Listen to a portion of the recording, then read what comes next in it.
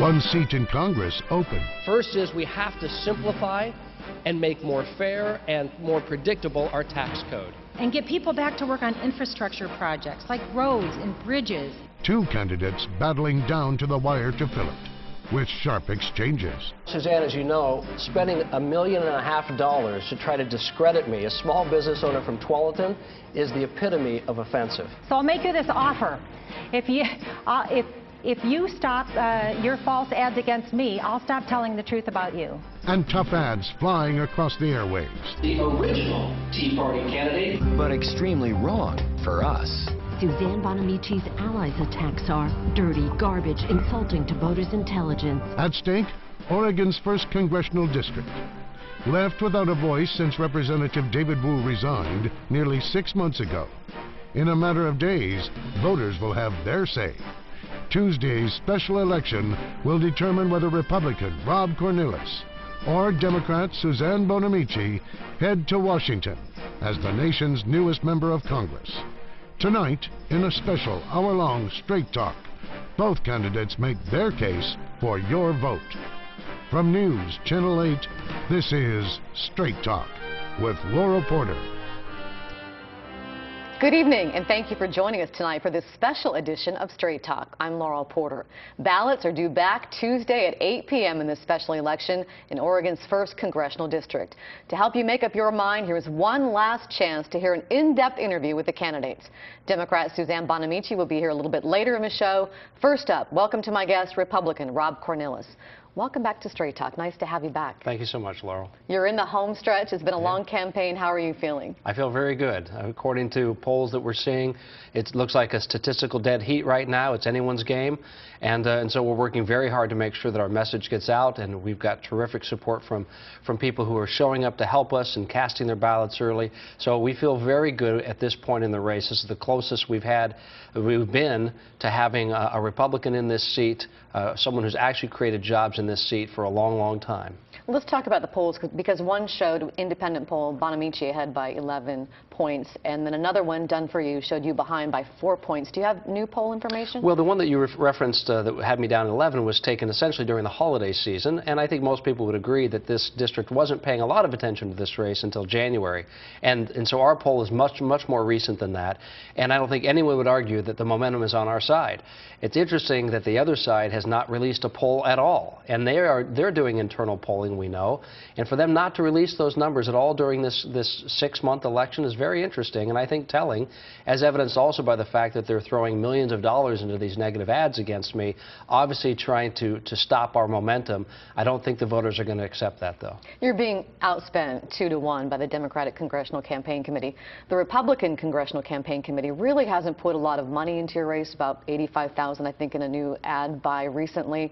Are you disappointed that they haven't put more money to help you win this race? No, I'm not. I think we're going to win the race without it, and I think that bodes well for this district, because I will not be beholden to anybody, any special interest, any party, but rather I can go back to Congress and be an independent voice and have the autonomy that I think we absolutely need to be able to do what's right for the district, not what's right for the party. Some have said they haven't given you the money because they don't think you can win this race. It's been held by Democrats since 1974. Well, I think the people in Washington are paying very close attention to this. They recognize that the message we send here in the 1st District on January 31st will resonate throughout the country. They would love to have a win in this district, and I think they have a lot of confidence in me.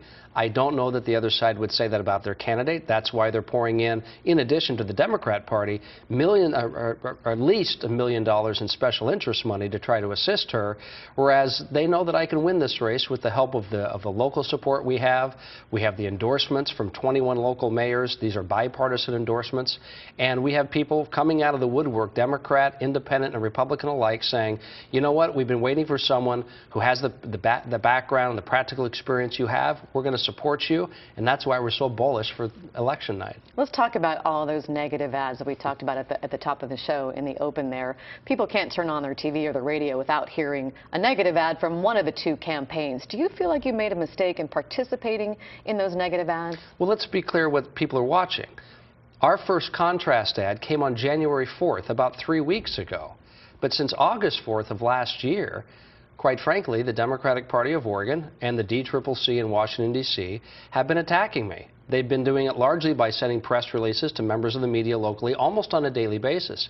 In fact, they hired David Wu's former campaign media director to do nothing but try to dig stuff up on me and try to discredit my every move and everything I've ever said. So it's really not a fair game, and it's not a fair characterization to suggest that I've been involved in this onslaught of negative advertising. But you do have some negative ads that are running. You'll admit that. Well, my ads quote the Oregonian.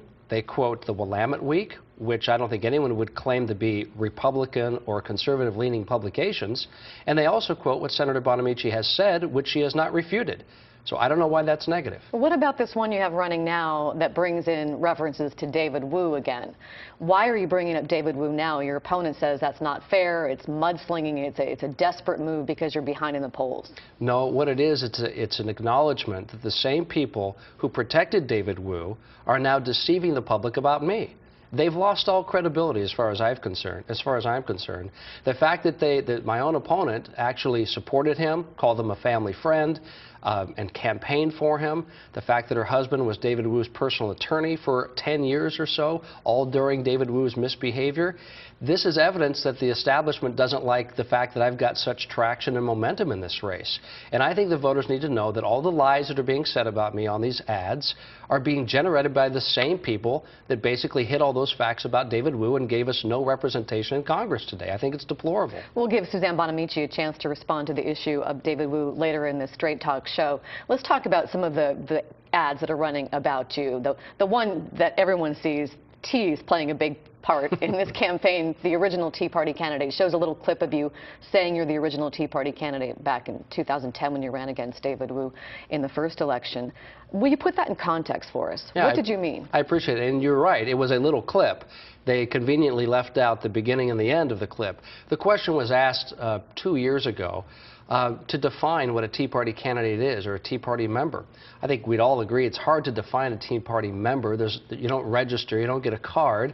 And I was saying at that time that if the Tea Party is made up of individuals who decided that they want to get involved in the political process and stop just trusting their elected officials to do what's right, but rather to hold them more accountable and create greater transparency, then I not only became part of that movement to want to hold people accountable in public office, I decided to run against one of them. So that's why I called myself that. But it's, you know, the fact is, the Willamette Week, which is hardly a bastion of conservative thought, in their endorsement of me in the last election, they called me a moderate businessman versus the Tea Party candidate I was running against. What about people who might have doubts after watching that ad that you might change colors if you go to D.C. and caucus with the Tea Party? Can you assure them that you wouldn't be doing that? I have no interest in choosing caucuses right now. I have interest in holding myself to the promises I've made to the people of this district. I'm going to be an independent voice. The fact is that once elected, I will still have more Democrats in my district than Republicans. If I go back to Washington, D.C. on February 1st and start being a button pusher for the Republican Party, from a pragmatic standpoint, I know that my own constituents would not be happy. Therefore, I would not be able to be a long-term effective congressman for them. And so I've created this campaign in a way that it demonstrates to voters we have independence, we have autonomy. I've said it to John Boehner, I'll say it to anyone else. If you expect me to be someone who's just in line with your thinking, then you've misjudged me because you don't understand my district and how eclectic it truly is. Another ad questions your credentials as a businessman and says that you had a federal lien against your business of $83,000. You've answered that by saying it was an error by a new bookkeeper over a few months on payroll taxes and that you corrected it right away. But some people may have doubts now saying, well, how is he going to go back and be effective in Congress if he let something like that slip by when he in small business? How do you answer their concerns? Well, they probably are not a small business owner if they have that concern, because anyone who's run a small business or who operates or perhaps even works in a small business understands that with a pile of taxes and other regulations that we have to go through, sometimes things slip through the cracks. And I take full responsibility for the fact that we failed to pay those taxes for about a 6-month period in 2006. But the important thing was, once we knew of the problem, we immediately went to the appropriate authorities, we asked how we could correct it, and within 90 days, everything was paid in full. We never had a tax problem before that in 11 years of business. We've never had tax problems since, in the last 6 years, both on the corporate side and the personal side. So, again, small businesses make mistakes. There's always speed bumps. Fact is, I'm still in business. Fact is, we're still producing great services for our clients and customers. You mentioned the Willamette Week. It also questioned your credentials as a businessman in a recent editorial, saying that GameFace, your company, has had its heyday 10 years ago when you had 22 employees. Now you just have 4 full-time, 2 part-time, including yourself and your wife, and you don't have an official office space. So they're asking, is that really enough to say you're a job creator? Yes, it is. And again, of the 2 candidates in this race, who has created a job? I've created 60 jobs throughout my professional life in my business. 60 employees we've brought on. I didn't have to do that. I could have said, you know what, I'm just going to sit back and enjoy, the business by myself. We wanted to bring other people into the fold. We wanted to expand our products and services to our clients. That's the way small businesses operate. And the fact that I'm running for Congress, and I wasn't anticipating this special election. It's unfortunate that we have to have it. But I've been running for Congress essentially for the last almost 3 years. And it would be understandable that a small business owner, when he's doing that the business is going to suffer a little bit. And it has because of this run. And there's no tears over that. I'm not asking for anyone's sympathy. But that's a reality of running for Congress as a small business owner. Another big issue in this race has been Medicare and Social Security. And your opponent says you want to privatize Medicare and Social Security. Where do you stand on privatizing those entitlements? I've said from day one, I'll say it again here on your show to you, Laurel, and I've said it to you before, I do not support the privatization of Social Security or Medicare. And in fact, just the other day, PolitiFact said that those accusations that I want to privatize it are wrong. They're false. And those are more distortions that have taken place throughout this campaign. What I want to do is I want to follow the example of Senator Ron Wyden. I want to find some common ground where we can preserve Medicare Advantage, which is largely a private Medicare plan, which about 250,000 Oregon seniors are choosing right now. But I also want to give people the option of choosing the traditional public plan. In order for those two to work together, we've got to find a way to make them more sustainable in a bipartisan fashion. And it's sad that my opponent doesn't support Senator Wyden's effort to do this. I do.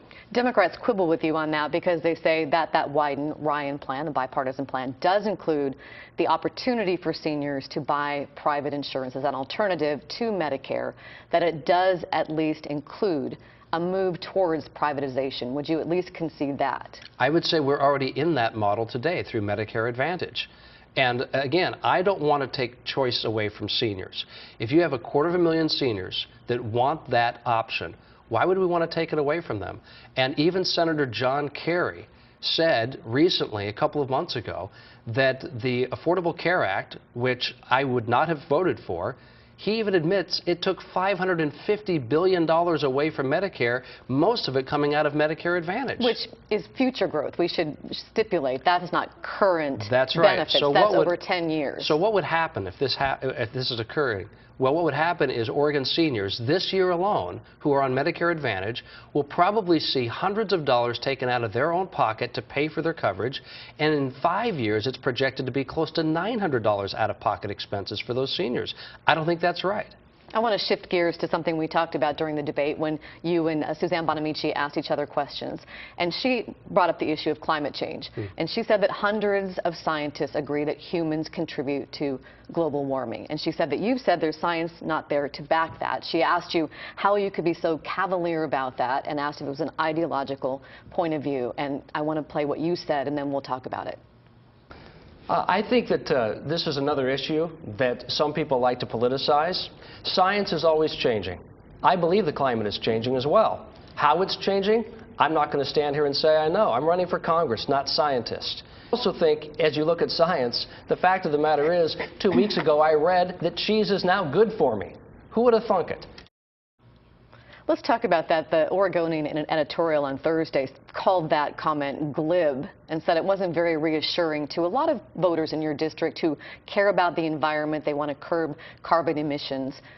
Would you clarify what you meant there? How you would vote on environmental issues? Well, I'm an environmentalist as well. I'm an Oregonian. I've chosen to stay in Oregon and grow my family here and grow my business here because I love the environment in Oregon. And I think that's one reason that most people choose to stay here, certainly live here. But I also know that science is always changing, and the opinion of science is always changing. When people start to use words like incontrovertible, they're actually dissing science, because science never uses that word, because science by its nature always questions the prevailing idea. So all I'm saying is we cannot afford to make wholesale legislative changes that would hurt our economy because of ideas that some scientists have about climate change. Well, for you, when you vote on those kinds of issues, would jobs trump environment? Well, I don't think they have to. I don't think it's one or the other. For example, you look at the people in our timber industry in Oregon.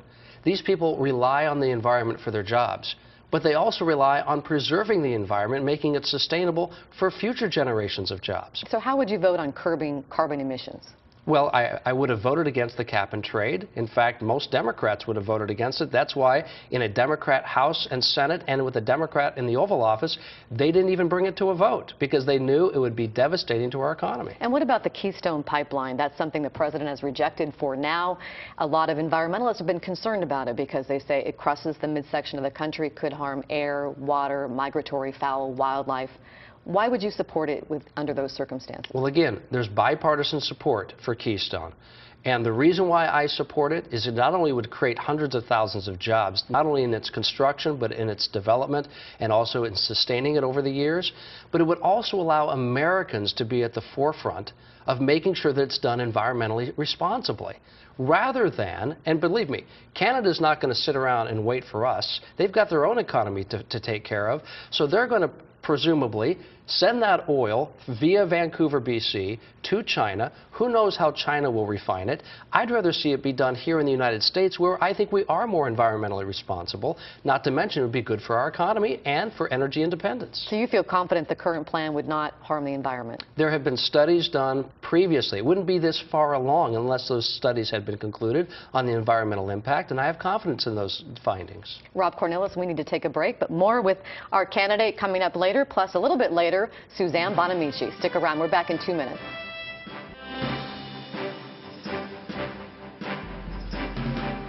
Welcome back to this special edition of Straight Talk, a chance to hear from both candidates in the special election in Oregon's 1st Congressional District. We're talking now with Republican Rob Cornilles, and in a few minutes, we'll hear from his opponent, Suzanne Bonamici. Once again, thanks for being here. My pleasure. Did you watch the President's State of the Union speech earlier this week? Between campaign events, I watched some of it, but I read all of it. Well, one of the things he talked about, as you know, was taxing millionaires. He wants to level the playing field. That was really a big theme for him in protecting the middle class. So I have just a short clip from the President's speech on that topic, and then we'll talk about that. Now, you can call this class warfare all you want, but asking a billionaire to pay at least as much as his secretary in taxes? Most Americans would call that common sense. So if you were asked to vote on taxing millionaires at 30%, how would you vote? I would vote on reforming the entire tax code and not just taking a Band-Aid approach to it. And that's what we've been doing in this Congress for far too long. And I think that's what's led to this uncertainty in the economy. It's what's leading to this disinvestment in Oregon and in America. So there are some people who say, let's eliminate the Bush tax cuts, et cetera, et cetera. The fact of the matter is, if we did something like that, we'd raise about $100 billion to the Treasury. But we're still facing, at least according to last year's number, a $1.2, $1.3 trillion deficit. So what I'd like to do is take the example of a Democrat president and a Republican Congress in 1997 and a Republican president and a Democrat Congress in 1986 and reform the tax code. Eliminate the crazy loopholes that the mega rich and the mega corporations are taking advantage of, and small business owners and small businesses cannot because we don't have the resources to do it, and also lower the rates across the board. This gives predictability, it gives fairness, it gives simplification. I think that moves job growth. So you don't think millionaires deserve special breaks? No, we don't need to subsidize the wealthy. What we need to do is give everyone a chance to play in the system that we call capitalism, the system that we call the free enterprise system. And right now, small businesses, as we all know, are the majority of hirers. They're the ones who create the majority of jobs in this country, and they're hurting because of a tax code that's overly complicated and, I think, unfair. So there have been reports, for example, that a company like General Electric makes $14 billion in profits in 2010 and pays zero federal income tax. I think that's abhorrent. I don't think, for example, that the wealthy should be getting a home mortgage deduction on their second home, on their vacation home. That's not what it was intended for. So yes, there has to be greater fairness, but this nickel and diming approach that the Congress has been about for several years is not getting us anywhere. The president talked about everybody should be playing by the same rules, but it seemed like the speech showed a fundamental difference when you listen to the GOP response between the president and his party and the Republicans. The president feels like the government should help people to level the playing field if they need help, and the Republicans think there should be less government, less regulation, allow private enterprise to do its thing and create jobs. Where do you fall on that spectrum? Well, the line that I think was very interesting that the president mentioned towards the end of his speech was he talked about what Abraham Lincoln said, and that is government should not do for the people what they can do for themselves. And the president, he said that he subscribed to that thinking. I have great confidence in Oregonians. I have great confidence in Americans as a whole, that if left to their own devices, they will almost always do the right thing. And I think right now, with a sense of overregulation, with a sense of taxation that's cumbersome and unpredictable, that I think we're seeing the net result of that right now, and people are sitting on their hands. They're not investing. They're not taking risks. We don't have as many businesses starting, not as many businesses hiring. And so I say we need to reduce the amount of strangulation that's going on in our economy, not increase it through more layers of lawyerly regulation. The president also talked about Iran. And I know in a recent debate you said that you would be willing to go very far to make sure that Iran didn't produce a nuclear weapon. The president also said in his speech that no options are off the table. Under what circumstances would you support the U.S. attacking Iran? Well, I would never make a decision like that without information, and I'm not privy to those kinds of intelligence reports today. So all I can say at this point is I would be supportive of a president and leaders in Congress who have access to that kind of information, which obviously is generated by the people on the ground. But I think we've learned a lot of lessons in the last 10 to 12 years from our conflicts overseas. We've learned that if you're going to go into a conflict, you better have a mission. You better have a clear objective goal. You also need to have an exit strategy. You need to know when the goal has been accomplished, and that means it's time to leave. And lastly, we need to make sure that our men and women have the tools and the equipment to be successful and to be as safe as possible so that when they do come home, frankly, we can give them a job again.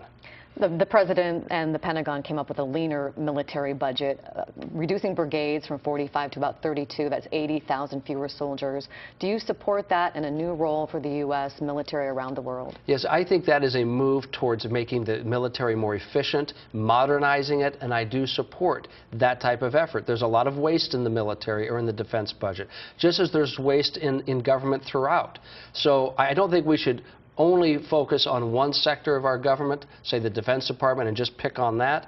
Certainly there are a lot of things that need to be streamlined, but as one who runs a small business, I'm always looking for the fat that we can trim off, whether that comes in the Department of Defense or the other things that we're wrestling right now with as a country. We have just over a minute 20, but I want to touch on education and give you a chance to wrap things up. But the president also talked about keeping students in school until they graduate or they turn 18. Do you support that proposal? Well, I would like to see more details, but here's what the president said about education that I think was clear.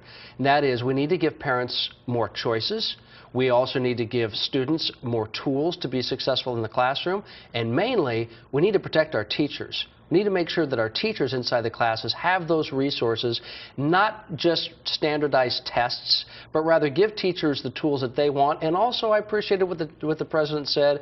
Let's make sure that teachers who are not effective are removed from the classroom and given another opportunity to contribute, whether it's an administrative role or what have you. But we need to protect the children's interests, not the interests of special unions. Mr. Cornilles, you have 30 seconds left to wrap things up and leave voters with a final message. Well, thank you. I would say to the voters in the 1st District, first of all, please vote. Second, they want me to be an independent, a clear-minded, and a bipartisan voice in Congress, and I pledge that to them throughout this campaign. I think I demonstrate it also in the way that I look at the issues. I'm asking voters to do the same. I'm asking them to be bipartisan as they consider who they'll vote for, and that's the type of attitude I would like to take back to Washington so we can really, through this special election, send a signal to the rest of the country. Things will be different from this point on. Thank you, Rob Cornilles, for joining us here on Straight Talk. And coming up, Democrat Suzanne Bonamici.